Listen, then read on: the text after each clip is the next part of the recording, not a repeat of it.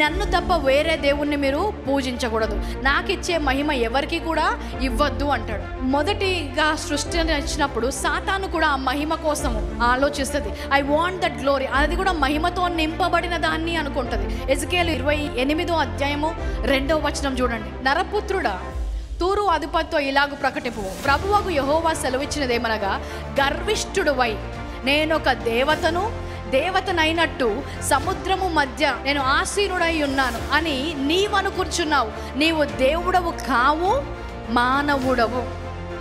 ఇంత క్లియర్గా దేవుడు ఏమంటాడు?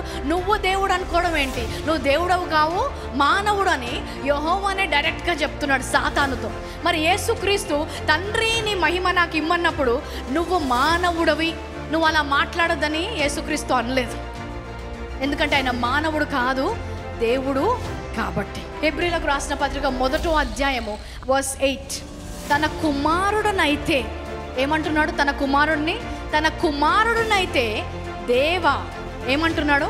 దేవా, నీ సింహాసనము నిరంతరము నిలిచి ఉన్నది, నీ రాజదండము న్యాయమై ఉన్నది. నెక్స్ట్ వర్స్ 9, నీవు నీతిని ప్రేమించితివి, దుర్నీతిని ద్వేషించితివి, అందుచేత దేవుడు నీ తోటి వాడి కంటే నిన్ను హెచ్చించినట్లుగా ఆనంద తైలముతో అభిషేకించెను. ఇది యెహోవా దేవుడు కుమారుని గురించి అంటున్నాడు.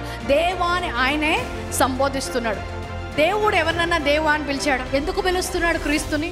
ఎందుకంటే ఆయన దేవుడు కాబట్టి. కానీ ఆయనకున్న రెస్పాన్సిబిలిటీ ఏంటి, బాధ్యత?